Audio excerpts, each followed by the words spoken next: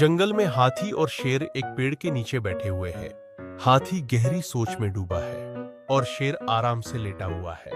हाथी सोचते हुए, यार शेर, तुम्हें कभी ये ख्याल आता है कि हम दोनों कितने अलग हैं? शेर आंखें बंद करके, हाँ, पर यह तो सच है कि हम दोनों जंगल के राजा हैं। हमसे कोई टकरा नहीं सकता। हाथी सिर हिलाते हुए, हाँ, तुम सही कह रहे हो, लेकिन देखो, तुम तो भागते नहीं हो, चलते हो। मुझे तो दौड़ने का मौका ही नहीं मिलता। अगर मैं दौड़ने लगूं तो मुझे लगता है कि जंगल का रास्ता ही उल्टा हो जाएगा। हंसी में, तुम्हें दौड़ने का क्या जरूरत है? तुम्हारी तो इतनी बड़ी टांगे हैं, तुम बस एक कदम में आधा जंगल नाप सकते हो। हाथी मुस्कुराते हुए, हाँ, और तुम्हारी तो छोटी सी टांगे हैं, तुम अगर दौड़ने लगो तो तुम्हारे पीछे ट्रैक बन जाए। हंसी रोकते हुए, ओह, तो तुम ये कह रहे हो कि मैं इतना हल्का फुल्का हूं कि हवा में उड़ सकता हूं? मजाक करते हुए, नहीं नहीं शेर भाई, तुम तो वैसे ही चिड़चिड़े हो। अगर हवा तुम्हारे सामने से गुजर जाए तो तुम सोचोगे कि किसी ने तुम्हें चिढ़ाया है। हंसते हुए, ठीक है, पर हाथी भाई, अगर तुम कहीं फंस गए तो तुम्हें मदद की जरूरत पड़ेगी। मुस्कुराते हुए, हाँ, तभी तो तुम्हारी जैसे छोटी टांगों वाले को मेरी मदद चाहिए होगी। दोनों हंसते हैं और जंगल में एक दूसरे से दोस्ती की मजाकिया बातें करते हुए चलते हैं। समाप्त।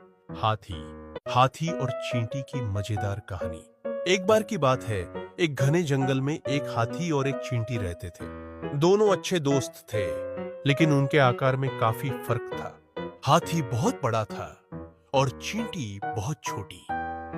एक दिन हाथी और चींटी जंगल के किनारे पर एक साथ चल रहे थे। अचानक हाथी ने चींटी से कहा, तुम तो बहुत छोटी हो। चींटी मुस्कुराई और बोली, बिल्कुल, मैं तुमसे बड़ी चुनौती ले सकती हूँ। अगर तुम चाहो तो हम दोनों के बीच दौड़ का मुकाबला हो सकता है। हाथी हंसी के साथ बोला, तुम दौड़ में मेरे साथ मुकाबला करना चाहती हो? यह तो असंभव है। देखो, मैं कितना बड़ा हूं और तुम कितनी छोटी हो। मैं तुम्हें हराऊंगा। चींटी ने एक चालाकी से कहा, ठीक है, हम दोनों दौड़ में भाग लेते हैं, लेकिन मुकाबला थोड़ी देर बाद होगा। हाथी ने सोचा, मुझे तो यह मामूली सी बात लगती है। फिर दोनों दौड़ के लिए तैयार हो गए। चींटी ने जंगल के एक गहरे कोने में जाकर अपने दोस्तों से मदद ली। जैसे ही दौड़ शुरू हुई, हाथी ने पूरे रास्ते को कवर किया, लेकिन पीछे से चींटी अपने सारे दोस्तों को भेजती रही, जो हाथी के सामने आकर उसे रुकने के लिए बाधित कर देते थे। अंत में हाथी थककर रुक गया, जबकि चींटी अपनी चालाकी से जीत गई। हाथी को समझ में आ गया कि आकार और ताकत हमेशा जीत नहीं दिलाती। उसकी हार ने उसे यह सिखाया कि कभी-कभी छोटी सी रणनीति भी बड़ी जीत दिला सकती है। वह मुस्कुराया और बोला, चींटी, तुम सच में बहुत बुद्धिमान हो। कड़ी मेहनत का फल। छोटे से गांव में एक लड़का रहता था, जिसका नाम रोहन था। वह गरीब था, लेकिन उसकी मेहनत और लगन बहुत ज्यादा थी। वह स्कूल में सबसे अच्छा छात्र था, लेकिन उसके पास पढ़ाई के लिए किताबें या सामग्री नहीं थी। फिर भी उसने कभी हार नहीं मानी। एक दिन स्कूल में एक महत्वपूर्ण प्रतियोगिता का आयोजन हुआ। यह प्रतियोगिता पूरे जिले में थी और जीतने वाले को एक बड़ी स्कॉलरशिप मिलने वाली थी।